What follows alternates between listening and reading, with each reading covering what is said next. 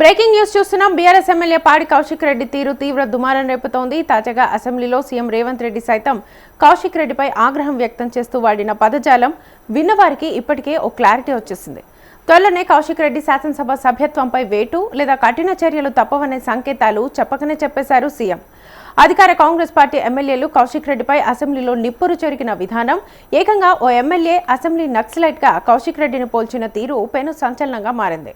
ఓ ఎమ్మెల్యేపై అసెంబ్లీలో ఇంత రచ్చ అవసరమా అని కొందరు అనుకోవచ్చు. కానీ కౌశిక్ రెడ్డి బీఆర్ఎస్ ఎమ్మెల్యేగా 2021లో హుజూరాబాద్ ఉప ఎన్నికల్లో గెలిచిన నాటి నుంచి ఆయన దూకుడు మామూలుగా లేదంటున్నారు రాజకీయ విమర్శకులు. తాజాగా ఇప్పుడు కౌశిక్ రెడ్డికి ఉచ్చు బిగుస్తోంది. కరీంనగర్ సిపిపై వివాదాస్పద వ్యాఖ్యలు చేసిన కేసులో ఆయనకు సిఐడి అధికారులు నోటీసులు జారీ చేశారు.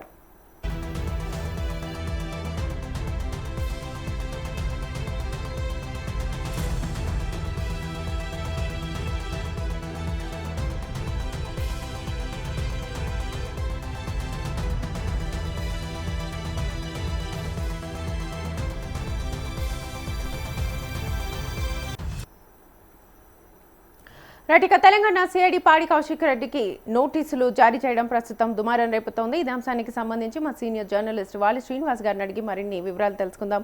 శ్రీనివాస్ గారు, పాడి కౌశిక్ రెడ్డికి సిఐడి నోటీసులు ఇవ్వడం నిజంగా చట్టపరమైన చర్యనా, లేక దీన్ని రాజకీయ టార్గెట్ గా చూడాలా? శ్వేత, ఇది రెండు కోణాల్లో విశ్లేషించాలి. ఒకవైపు పోలీసులు చెబుతున్నది ఏంటంటే ట్రాఫిక్ ఆటంకం కలిగించడం, పబ్లిక్ ఆర్డర్ డిస్టర్బ్ చేయడం వంటి అంశాలు చట్టపరంగా నేరాలు కాబట్టి నోటీసులు ఇవ్వడం అనేది సహజమే.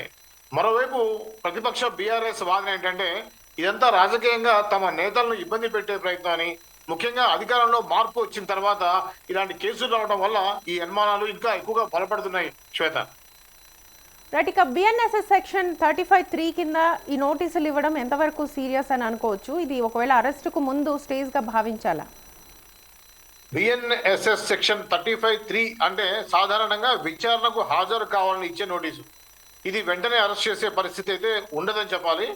అయితే నోటీసుని పట్టించుకోకపోతే, విచారణకు సహకరించకపోతే తర్వాత పోలీసులు కఠిన చర్యలు తీసుకునే అవకాశం అయితే ఉంటుంది.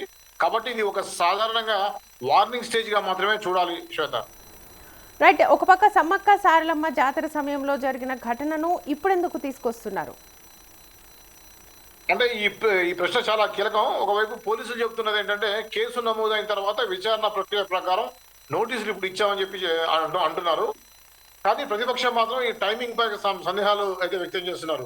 రాజకీయంగా సున్నితంగా సెన్సిటివ్ గా ఉన్నటువంటి టైంలో ఈ చర్య తీసుకోవడం వల్ల ఇది ఉద్దేశపూర్వకంగా చేస్తున్నారనే వాదన అయితే వినిపిస్తుంది.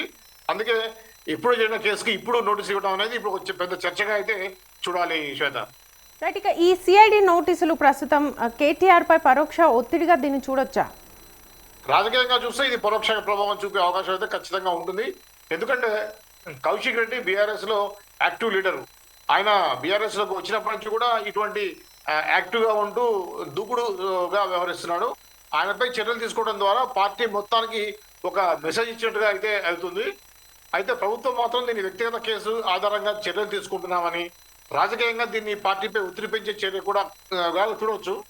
శ్వేత, రైట్. ఇప్పుడు ప్రస్తుతం ఈ నోటీసులు అనేవి పెద్ద దుమారం రేపుతున్నాయి. ఈ నేపథ్యంలో కౌశిక్ రెడ్డి ఈ నోటీసులకు సంబంధించి ఏమైనా స్పందిస్తారా, హాజరవుతారా, లేక దీనిని రాజకీయంగా పెద్ద ఉద్యమంగా మార్చే అవకాశం ఉందా అన్న చర్చ జరుగుతోంది. దీనికి ఏం చెప్తారు?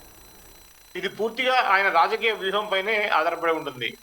దీనికి హాజరైతేనేమో చట్టానికి సహకరిస్తున్నాం అనే సందేశాన్ని ఇస్తారు.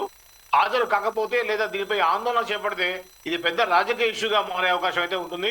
బీఆర్ఎస్ దీనిని ప్రజా సమస్యగా మార్చి ఉద్యమం చేపట్టే అవకాశం కూడా ఉంది.